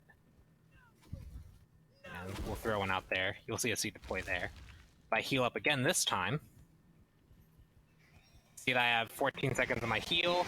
That's down to 12, 11, 10, 9, 7, and I got a whole bunch of mana back. So the way this passive works is now it's Nature's Bounty. The idea here is that for successfully hitting targets, whether it be with your 1, your 2, when you pull to leave at the end location, with your ultimate, if I turn cooldown back on, we can show that off. If I hit with my ultimate, you'll see I have a whole bunch of these seeds that I can just walk over and pick up, get a whole bunch of mana back, and it scales entirely based on how many targets I hit. So the more successful I am, the more I'm going to be able to get my mana back, the more I'm going to be able to get cooldowns back. And just so you can guys see the numbers, when you have one of these seed pods appear, it'll be 2.5 of your mana that you will store, as well as you'll lower your cooldowns by 0.25 seconds. But at level 20, this ramps up to 1 second off all your cooldowns. So if you're in a team fight and you're hitting your ultimate and your heal, that's and you go pick a them all big up, passive at level 20. Again. The main goal of this passive is the previous passive where it rooted targets randomly based off being hit felt uncontrollable for both Sylvanas and the player fighting Sylvanas, and they really had no indication it was going to work. Wow. And it was one of those things that players felt kind of frustrated over, that didn't feel something that you had control over. Wow. But this one, how skilled you are at hitting your targets, if you can root targets, if you can hit a whole bunch of minions with your 1, that'll also proc it. Yes, the extremely skilled just Wisp giving you Pit. that extra bit of mana and cooldown to keep going. It's just something that I think overall will help Sylvanas players a ton. That's wild. Yeah, that's I think super you nailed awesome it with too. that, Pawn. The randomness, I like the idea of That is the a design goal of objectively taking a better random passive and Way instead better pivoting it passive. to one that has very finite controls. Like, you have to specifically choose every ability fire if you care or not, or want to path around and get these things. And just the way Sylvanas tends to position him in a team fight, he tends to be around people and hitting them with multiple abilities that should present you a lot of options and give you these little bonuses for just pathing in a more optimal way. Oh, and yeah, Pawn's showing off here that we have them skinned for the different skins, so that one looks more like a body part or something, right? Like, yeah, some weird mind flayer thing. Yeah, just weird mind flayer things. Yeah, but that's super cool. I love it. Almost adds a little mini game too, because now every fight you get into, you get to be like, all right, I know I'm throwing abilities, I know I'm hitting them. How can I optimize my route, like you said, to both be in the fight and participate, but also kind of shift around to get all this mana and this cooldown. So it's super exciting, and I'm really excited about that. It's been on the way for a while. People have been asking for this one, and actually Sylvanas had a lot of other quality of life changes and more behind the scenes, more technical, more visual, nothing that really impacts his gameplay that we had planned to do for this, but we actually took care of a lot of it while we were making the Mind Flayer skin. So we fixed a couple of graphical issues with his grab and a few other things that was going weird with Sylvanas were actually already fixed. The plan for Sylvanas rework was always to just make a new passive and then fix some of those behind the scenes issues. So a lot of those got fixed already. So here you have just the passive. Yeah. I know there was some rumors floating around that they were worried we were reworking the rest of the kit, but that was never part of the plan. It was always just the passive and a few other like small behind the scenes technical fixes. So, don't believe everything you read out there, kids. Well, I'm happy to see it. See a little demo of it now, and I'll be happy to see it in game. But that covers all of our gods for the 8.9 update. Okay. Next up, we have some skins to talk about. So this patch is huge, dude. This is a thick flipping pouch. Why settle for less when we can be whoever we choose? Wow, that Cthulhu skin was really cool, but it's 8,000 gems for the Odyssey. If only there was some way that I could get the entire Odyssey for free. If only somebody was running an 80,000 gem giveaway that I could type an ! giveaway or check out the panel down below the stream and enter into it, knowing that the more ways that I entered into it, the better the chances I had to win. But alas. Well, back from the perilous sea. I'm Titan Dandy for anybody joining. We have Ajax and whoa, Clumsy's here now. How you doing, Clumsy? I'm doing pretty well. How are you guys doing? Clumsy! Doing good. Couldn't complain if I wanted to. All right, so nobody's forcing me. So let's get into some skins. Let's get 8.9 has a lot of really cool skins, including a brand new battle pass, and I'm just excited to get into these. So let's start with Prince of the Night, Woojer. Okay, I thought we were going right into the battle pass. We'll save that for. Yeah. Yeah, this one's awesome. Super awesome. Important note about this skin is that Chang'e, which is frequently paired with Woojer because of their relationship in mythology, also has a skin of a similar theme. So now you can play a matching couple skins yet again. That's like the most important thing, right? Oh, wow. He's looking good. Yes. I love it. Look at all that. My dude looks like a Final Fantasy boss or something. We've experimented with kind of similar themes in a few different ways. I don't feel like we've seen this on hunters too much. Vampires are usually like mages or assassins, but we're like, ooh, this would be really interesting for Woojer, and also, he's hot, so like that's. And I love the inlaid gems. I don't think anyone could disagree there. Yeah. Such a good skin. Let's hear what he sounds like. Let's get this over with. Chang'e and immortality are waiting. Oh, still looking for Chang'e. He's hot and he has values. That is so good. So next up, this one I'm excited about as well. We have Sentai Mulan. All right. Yes. Another new theme. Mulan's a Power Ranger. That, have seen. Let's go. People have seen across a variety of different shows and movies and comics and manga and etc. It's really cool to finally be bringing this might and having Mulan be the representative for it. Yeah, I mean, it totally makes sense with how heroic that style is. That is sharp. It's so good. Yeah, that is very clean. Sharper than Ajax's mic, that's for sure. I love the way the helmet is shaped and like the accessories and everything, the cape. It's just so good looking. And we're gonna have Mulan with her variety and arsenal of weapons, right? So that's gonna be pretty sweet. Yeah, which feels so fitting to this theme too. Exactly. It really does. I mean, the whole thing just screams hero, like conqueror of evil, or it's just, I don't know. I think it's a great skin. And I love that red too. Such a stylish red. Hasbro's calling. All right, how about we hear? Let's see what she sounds like. Someone has to fight evil. Might as well be me. Might as well be. That's been her motto since she showed up in Smite. Yep. All right, here I go again. Yeah. Here I go saving people again. Yeah. So good. So next up, that does it for the Odyssey. But next up, we have the Jurassic chest, and we're gonna have Jurassic Slasher Chernunos. I always say his name wrong. Oh, sweet! I haven't seen this one. This is awesome. Chernunos. See, there you go. Hey. So this one is different. This is a really interesting. It's a new theme, I would say. It's a bit of a pivot on the sort of like dragon man type of theme, but we went and took it a different direction with a dinosaur-inspired dragon, and with almost a Babylonian, Babylonian, one of our more ancient mythologies, inspired armor set. And then of course he turns his opponents into cool. shivering, scared little sillier dinos. But very different. Man, this one turned out so well. I love it. So afraid.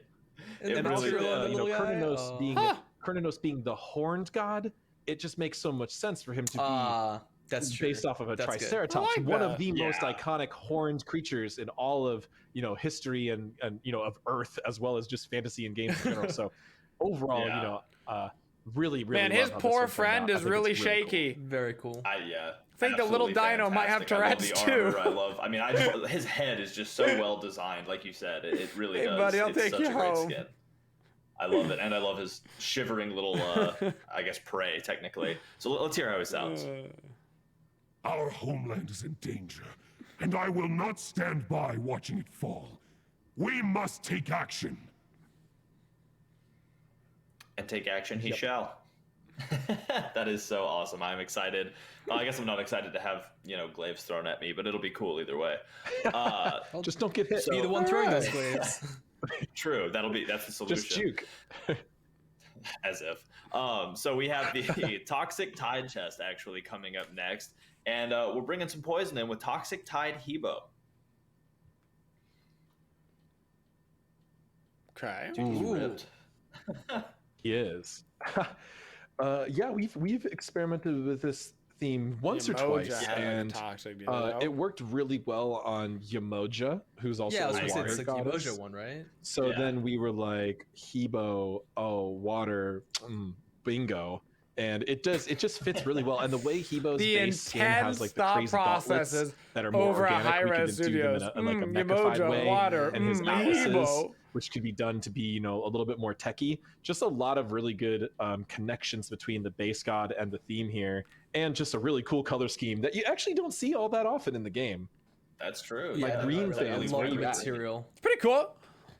I also love his the green fire or kind of on his head. It's just. Hebo has so much. I love the way his skins look because I love all the way you can work with his body water pool thing. Yes, so seeing it like you said with this green, which is kind of an uncommon color for certain things, it's just such a nice look.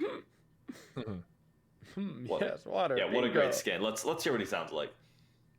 I can feel the toxins flow through me. Scary and gross. I like it. I like how it's little. He's a little more subtle. He's not like a crazy crazy villain like that. I like I think that works really well. I like it. I agree. It's much more sinister because there's that calm to it, which is unsettling in a way.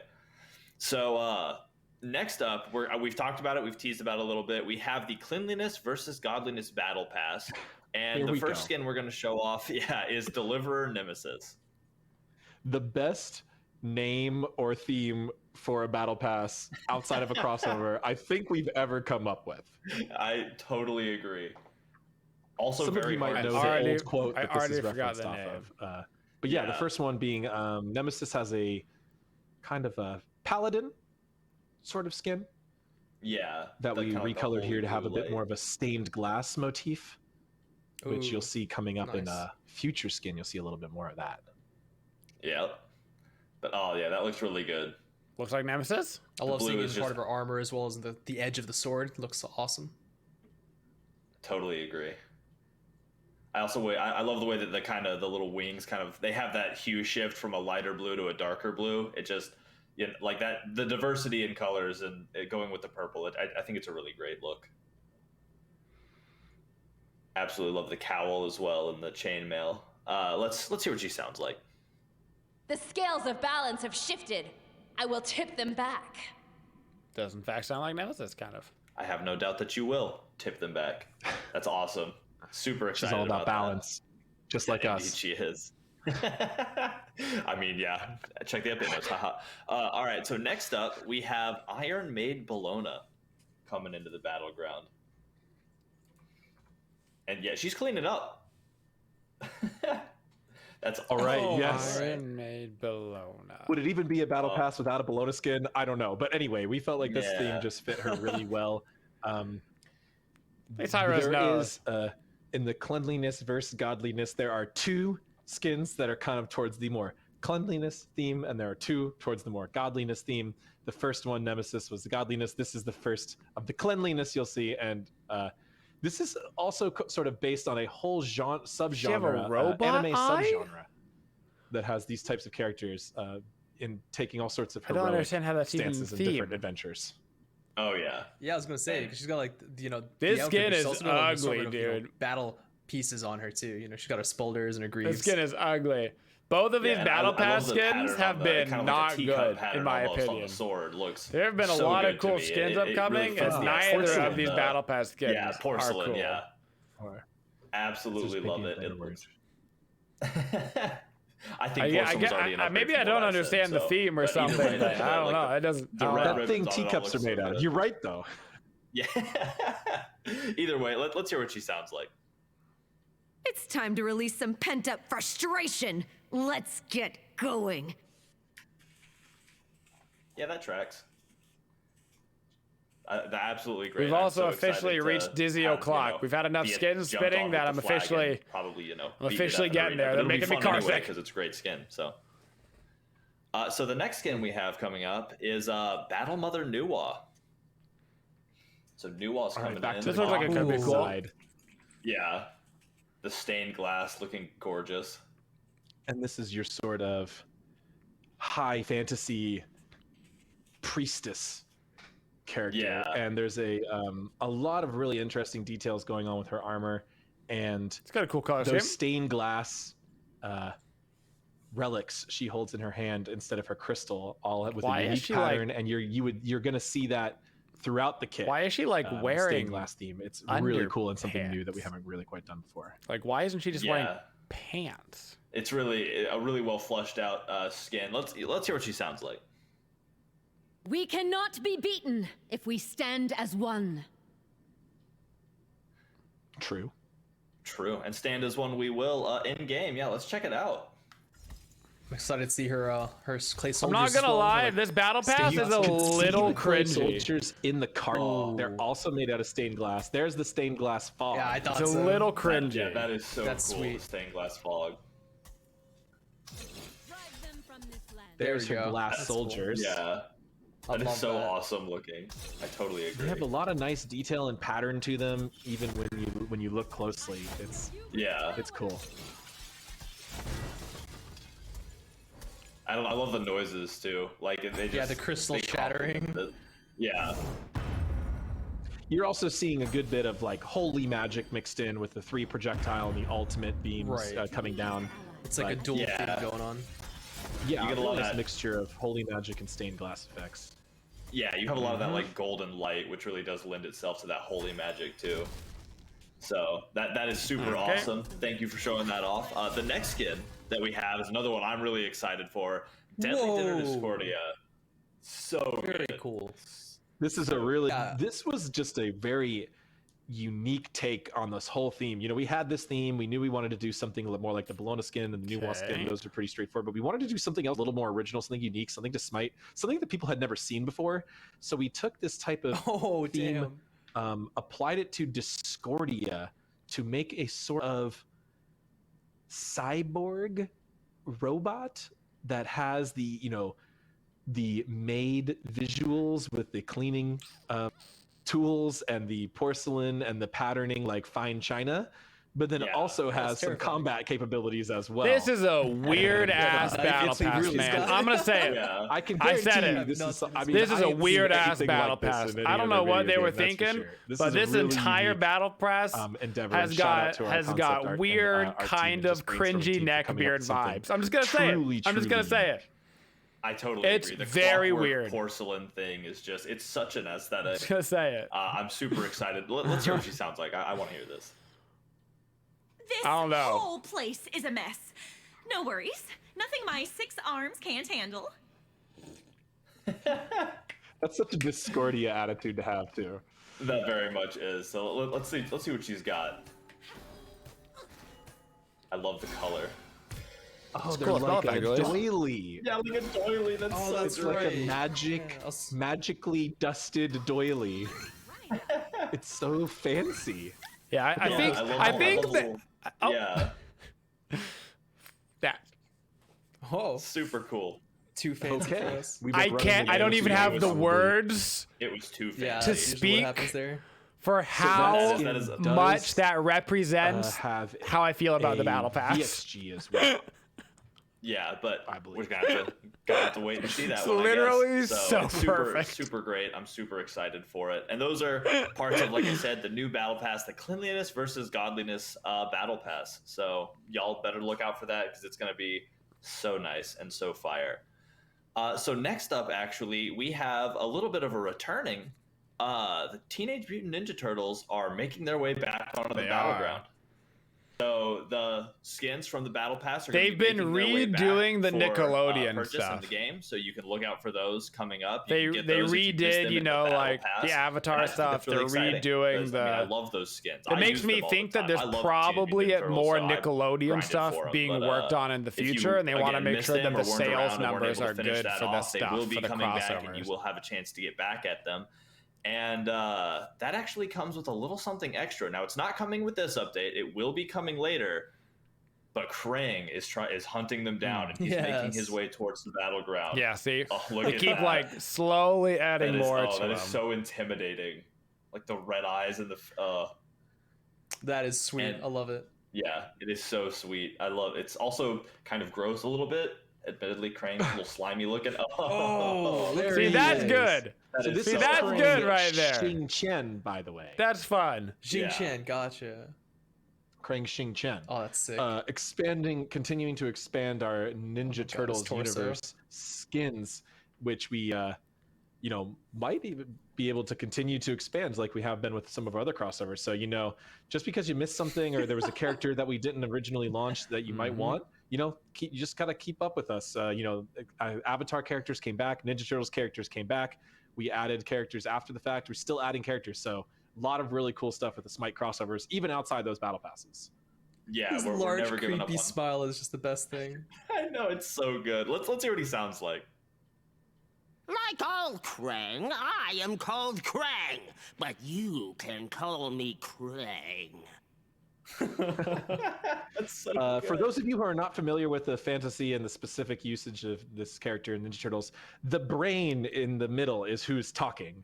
He's the one who's the mastermind. He's the one who's controlling it. The suit, the man is more of a mech suit that he controls to leverage himself across the battleground and such. Yeah, and you can see that with the movements, which I think is really well done. I agree that like jittering effect. Let's take a look at it a little closer. So this is just what a good looking. I love that walk animation. Oh, and his hand. The hand axe. Yeah. 10,000 magical power. Xing Tian. Sweet. Battle suit. Let me tell you. For a few things in the fantasy, he's kind of a that's Swiss cool. Army knife of tools. He has some gadgets and stuff. Krang is very scientific, so you can see he's got the axes that change for his hands. He's got wings that grow up. He's got those a are cool jetpack. effects. He's got laser eyes, which is a very well-known mechanic from the boss fights if you fought Krang in any of the other Ninja Turtles games. And of course, he's got the old spinaroo. That is so awesome. The extendo The sound arms. effects that complements it. Oh, so much. That's sick. Team really did fantastic on this one. Oh my gosh. That is what a great skin. That is I'm good. so excited to see it coming. Gross. Oh, and the VXG. Look at the VXG. What? That's so good. Craig's outside of the suit as well. Oh my gosh. Oh man, above and beyond. I love it so much. Now it is worth noting with this skin is not coming until October, so we have a while. Krang is making his way to the battleground, but obviously the battleground is a long ways away.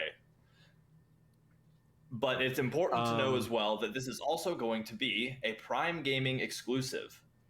There you go. So, yeah, there it is. So, watch out for that. This is going to be a skin that comes with Prime Gaming, so if you have Prime Gaming, congratulations. So Crane if you have will be Prime yours come Gaming, you October. can get all you have to do is this go and skin claim him, for which is free, super and you great. could also And subscribe just, to I any wanted to let Twitch y'all know, channel it that is you gonna be until wanted for October. We're free, gonna sit even on one that for a little while, hypothetically which that only you means were it's on gonna get right better. now And watching a That's patch notes something for a very game new called for, Smite. for Smite, which we're excited to Wild try out. deal. You know, being able to get a skin like this that's so unique, that's crossover, that has all these additional features through a cross promotion with Prime Gaming, which most people already have anyway. So it's kind of free for a lot of people.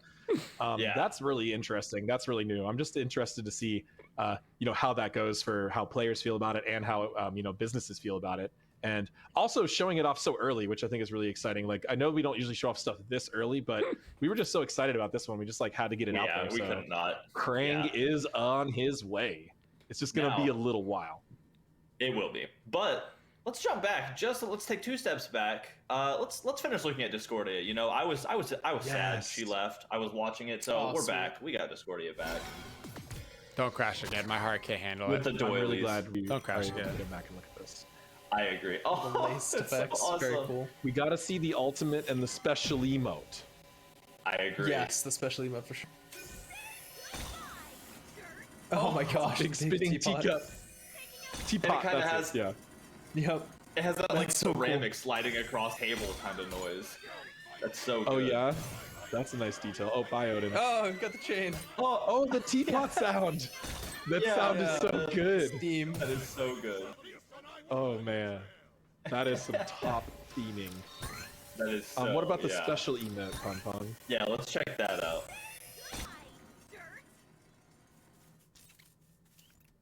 Oh, she's doing all of her chores. She's cleaning, yeah. I love that. It really plays into the whole clockwork. Oh, she's robot chopping type food thing. and dusting. Yeah. Oh yeah, she's using all of her arms. That chop technique is perfect. She's like a pro chef. It is. Oh, that is so great. I'm glad we were able to hop in and see the rest of this. This is such. I'm so. I feel excited like for the this skin. I love special Discordia. emote slightly sums up the battle pass. Wow. Oh, that was a full show. I feel That was like a it long kind show. of sums That was a lot it of up. things to be excited about. How are y'all feeling? Are y'all excited? Scary. I mean, this is for a normal balance update. This one has a lot of big stuff in it. You know, Conquest rebalancing, Relic Changes, 2 roles being heavily adjusted in assassins and junglers and supports, assassins and guardians. It's a big update. I'm really excited. How you feeling, Clumsy? Yeah, there was a lot to digest. I was just like tuning in while you guys were going through all the balance. I'm like, yeah, wow, I can't believe we've gone through that much. And I If really enjoy only seeing there the were skins some these times around, reason because there's a lot of to times where I know don't actually get to see why, them before we Broly. get If to this only. point. So I get to be as surprised as the audience too, like seeing Krang there. It was so cool. Yeah, I see. I work on almost every skin in some way, but then I don't know the exact release order, and I don't see the final. I don't remember all of that, and seeing the final presentation all come together when I haven't in a while is always a pleasant surprise. And the art Sometimes team I just see the card absolutely. art, You know, cool. Shout outs to the art team doing a great job on these skins. Shout outs to the always. engineering team for getting pretty much all of Charybdis's bugs fixed. Design team for getting Conquest changes Yeah, in huge shout out at there. like a later stage in the update. That's crazy. It's a big update. Yeah, it is, and it's been a joy going through all of it with everybody. Remember, PTS will be coming Friday, so you can get in and kind of see some of this up front. Run through stuff. Let us know what you find. Obviously, we love hearing that feedback directly from y'all. So really get in there and try out all these new features and let us know. You know, show us if something seems off or if you love something. Let us know. We take all that feedback, and it's what helps us make these big updates. Either way. Well, I mean, on the whole, really good patch itself. The bonus balance was, I don't think there was anything in the bonus balance that I thought was not good. The actual patch itself, the only 2 concerns is the buff to Jotun's Wrath, which seems a little unnecessary. Kind of just feels like it's going to be a mandatory jungler assassin item. And then that Jeb buff. That, first of all, we're calling him Jeb from now on. But that Jeb buff that's a thick one. I mean, I love Geb as much as the next guy, but that's just a lot. It's a lot to take in all at once. And then obviously with all the big changes to the map and how XP and all that is going to work. I mean, you can read those numbers until your eyes fall out, but that's one of those things you just have to like literally play in the game to see. Okay, when do I get level 2? When do I get my power spikes now? Do I have to back a wave earlier, a wave later, all that kind of stuff. So we'll just have to check that out when the time comes.